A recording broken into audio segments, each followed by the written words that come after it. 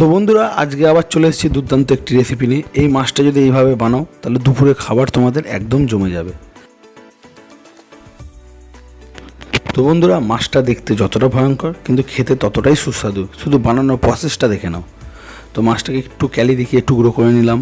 তারপরে এর মধ্যে পরিমাণ মতো নুন, হলুদ দিয়ে একটু ভালো করে মাখিয়ে এটাকে 2-3 মিনিট মতো রেখে দাও। তো একটা কড়াই বসিয়ে তেলটা চেক করে নাও গরম হয়েছে কিনা। তারপরে মাছগুলো দিয়ে একটু ভালো করে মাছগুলোকে ভেজে নিতে হবে, তোমাদেরকে একটু কড়া করে ভেজে নিতে হবে। তো ভেজে নেওয়ার পর এর মধ্যে 1 চিমটি কালো জিরে, ঝালের জন্য কিছু কাঁচা লঙ্কা আর লম্বা লম্বা করে কেটে রাখা আলু দিয়ে আলুটাকে একটু ভেজে নেবে। ভাজা হয়ে গেলে বেগুন দিয়ে দেবে। তারপরে নুন দিয়ে একটু নিয়ে নেবে আর মশলার মধ্যে লঙ্কা গুঁড়ো, জিরে গুঁড়ো, হলুদ গুঁড়ো দিয়ে একটু মশলাটাকে কষিয়ে নিতে হবে। যখনই দেখবে মশলাটা কষে যায় তখন ওর মধ্যে কিছুটা পরিমাণ টমেটো দিয়ে আর একটু কষিয়ে নিয়ে পাশে গরম করা জল দিয়ে ঢাকা দিয়ে কম করে এটাকে 10 মিনিট মতো রেখে দাও।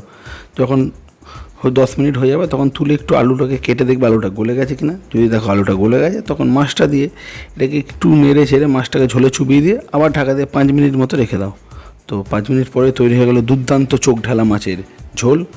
এটা দিয়ে তোমাদের খাবার তো জমেই যাবে। আর তোমার তো বন্ধুরা, আর দেরি করে লাভ নেই, ঝপাঝপ বাজার থেকে গিয়ে মাছটা কিনে নিয়ে আসো আর এইভাবে রেসিপিটা করে কীরকম খেতে হচ্ছে সেটা আমাকে জানাও।